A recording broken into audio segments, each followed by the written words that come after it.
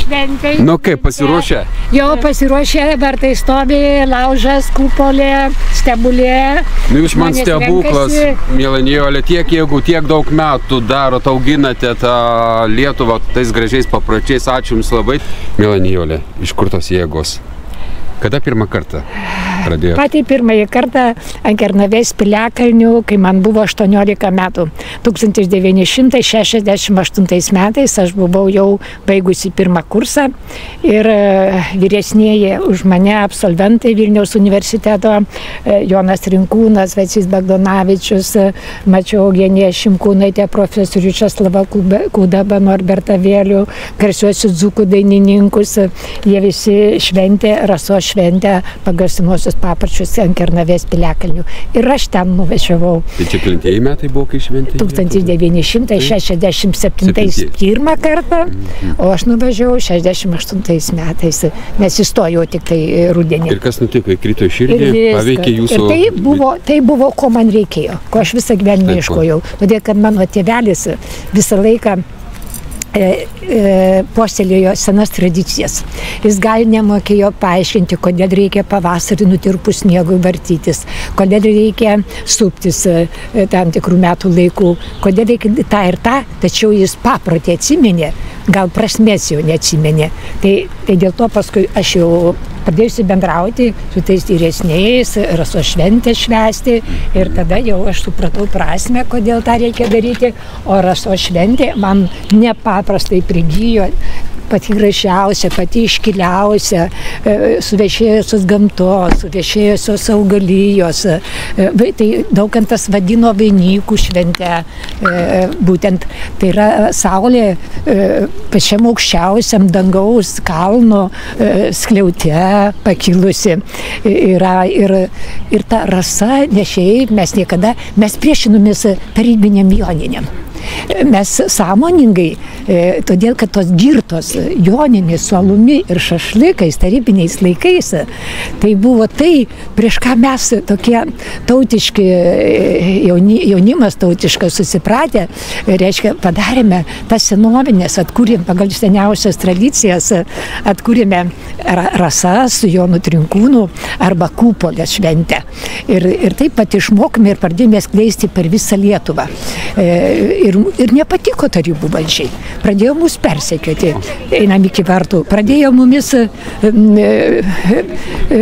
reiškia, kodėl jūs dainuojat ne tas dainas, kodėl jūs darote, reiškia, ant tų piliakalnių, mindote, mumis pradėjo vyti nuo piliakalnių.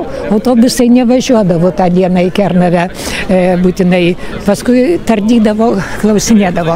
Bet nepaisant to labai paplito.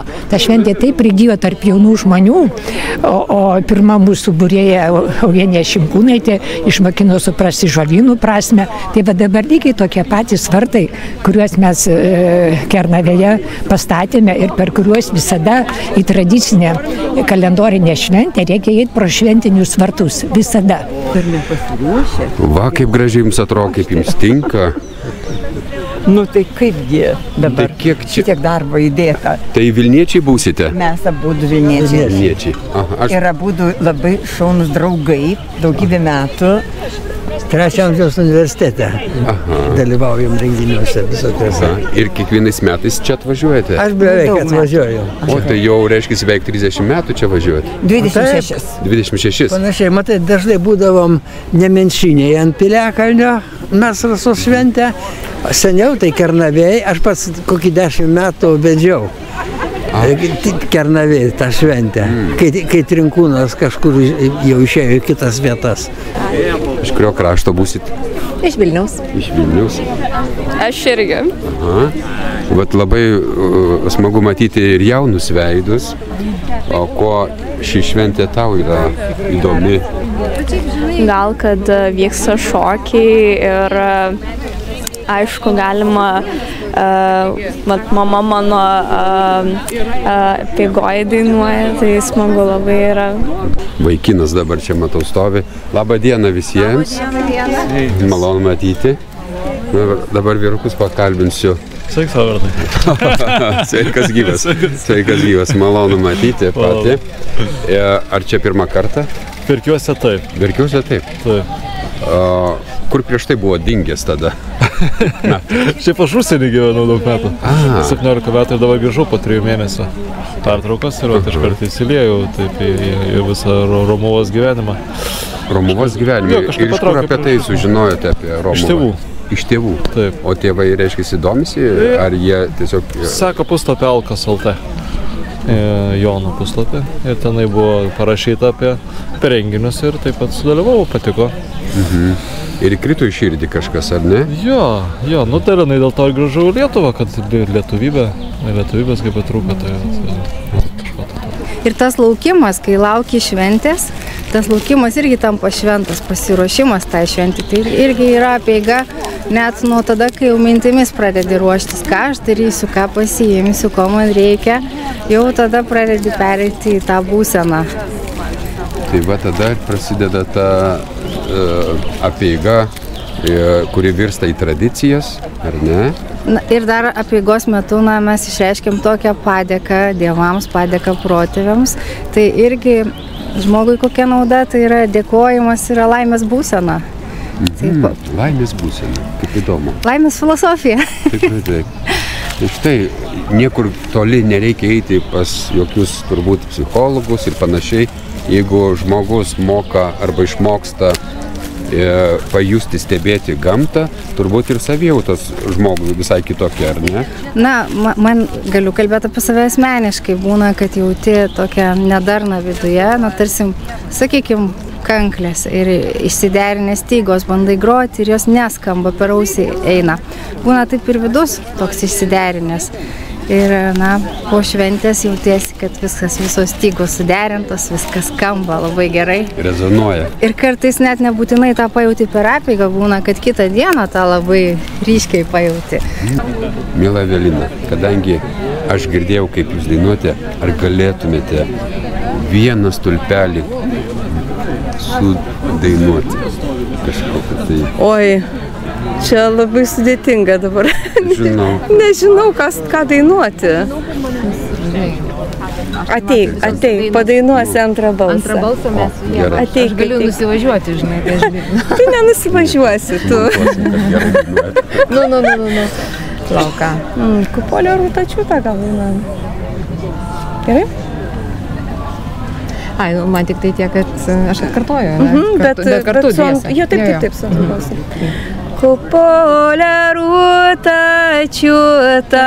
kupolio rūtačiutą, kupolio rūtačiutą, kupolio rūtačiutą, ant aukšto kalnelio čiūta, ant aukšto kalnelio čiūta, ugnelė dega čiūta.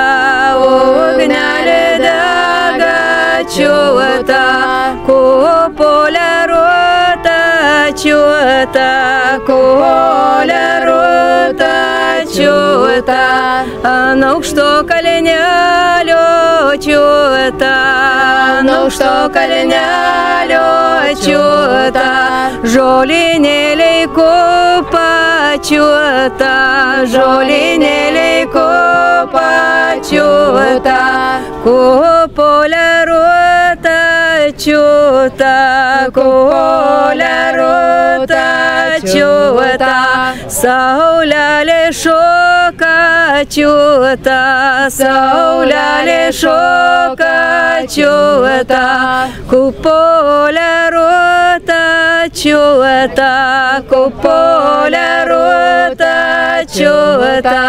mėnesėlis rieda čiūta, mėnesėlis rieda čiūta. Nuostabu, dėkoju ir kaip dzūkai sako, sklonėjusi jums. Čia neišgąsdina orai. Kiekvienais metais jūs matau. Jūs dar daugiau, aišku, čia buvot, turbūt kiek jau metų, 26 ar kiek šitą šventę įvyksta? Šiaip jau nuo Aš Rasose nuo 70-ų, tai kiek čia metų? Nu, ne būtent čia, bet aplamai. Apskritai, aha. Kuo svarbi ši šventė?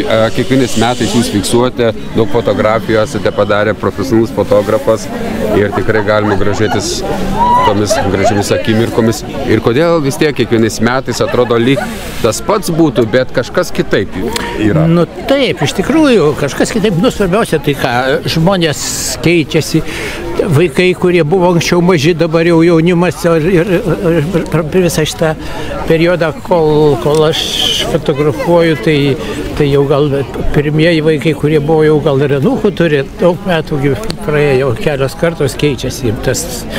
Aš manau, kad šita šventė yra labai svarbi mums. Čia praktiškai daugiausiai už visas kitas šventės sukaupta tradicijoje ir jos visos labai tokios įdomios, prasmingos, gražios, susijęs su saulė, su metų laikais, kalendorinės šventės visos. Štai. Daugėja, auga. Žiūrėkite, šiandien visą dieną lijo, bet kai atėjo laikas švęsti Rasos šventei, nustojo lyti. Ir įdomu, kas čia sustabdė tą lietų. Kas manote sustabdė šitą lietų šiandien? I'm from California.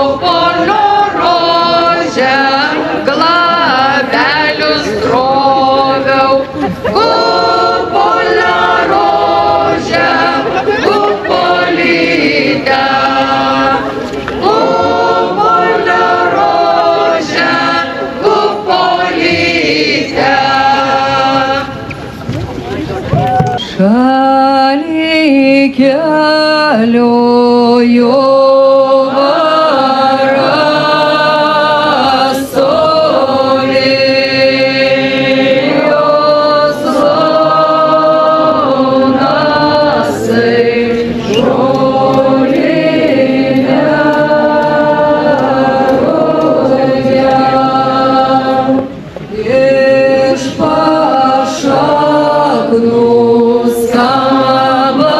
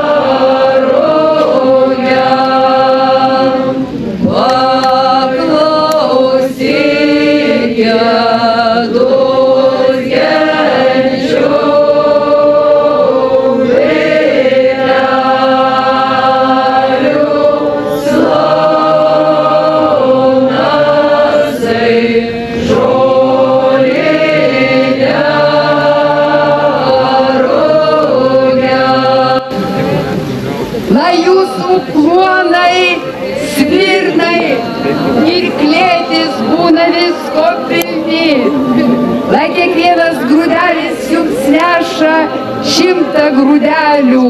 Vis kovoja dvi jėgos. Tai juoda ir balta. Virš visų ateities ir visų praeities. Mes visi esame aiščiai. Visi esam baltai.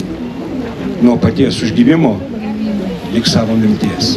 Šis posmas primena mums, kad šiandien šviesos pergalė, kad šiandien baltai turi švęsti, džiaugtis, nes šviesa nugalėjo tamsą. Šviesa pačiam savo aukščiausiam kalne, saulės pavidalu, siunčia į mūsų kūnus, į mūsų sielas, tas strėles, kurios pažadina viską, kurios viską pažadina augti, brandinti vaisius. Būdami šitoj šventėj, kiekvienas mes turime savo ketinimų, savo svajonių, savo darbų. Tegul šį dieną įkvepia jūs visiems ilgiem metam, kai to šviesos pristiks mūsų sielos, pristiks mūsų kūnai, pristiks mūsų namai. Tegul šiandien per kūną kiekvieno, kaip per kupolę, per žoles, per medžius, per ąžuolus, per ugnį, per kiekvieną iš mūsų plūsta didžioji dangiškoji šviesa, kuri šiandien nugalėjo danguje, žemėje, kad nugalėtų šviesa. Mums dar reikės gerokai paplušėti, pasistengti, nes Dievas danguje tik laimina mus, mūsų darbus, mūsų žygius, mūsų ketinimus. Ir jeigu mes nežinosime savo dievų vardų, savo protėvių, mums neužteks tik gamtos, nors gamta mūsų prigimtis. Mums neužteks mūsų kalbos, nors kalba mūsų labai garbinga, kalba mūsų žinios. Mums nenugalėti tamsos, jei mes įsižadėsime savo protėvių ir savo dievų. Dar legendiniai Romuviai, Brutenis ir Vaideutis, Romuvo šventovės įkūrėjai, žengdami ant laužo, kad savo tautai pasakytų, kad tautai jos išgirstų, nykstanti tauta prūsų, kad išgirstų, jie pasakė tokius žodžius, leiskite tiksliai juos ištarti. Žinok, mano tauta, kad be savo dievų tu nesulauksi nieko gero, nieko džiaugsmingo. Žinok, kad dievai teikia visą gėrį, visą laimę, visą džiaugsmą ir palaimą. Taigi, kreipkimės į mūsų dievus ir mūsų protėvius. Tegul mūsų gamta, kuri laimina šiandien tą kreipimąsi, tegul mūsų kalba užmezga ryšį su dievais ir protėviais. Kviečiu visus įsijungti į bendrą maldą, ištiesiant ranką linkui ugnies.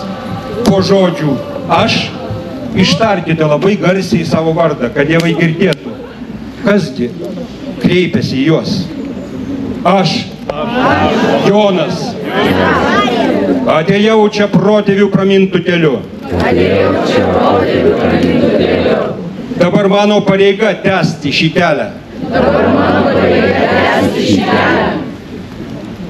Ąžuolo gilėje įamžintas galingo medžio pavidalas. Mano sieloje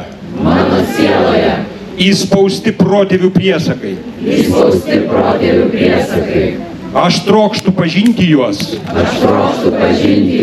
ir perduoti savo vaikams.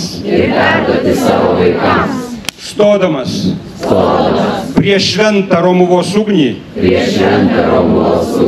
skelbiu. Senasis baltų tikėjimas, vienijas giminės ir gentis,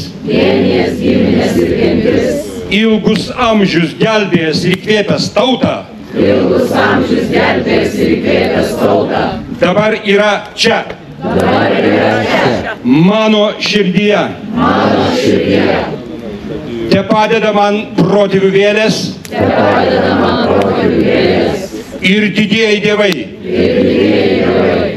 žengiant į ateitį. Tebūnie darna.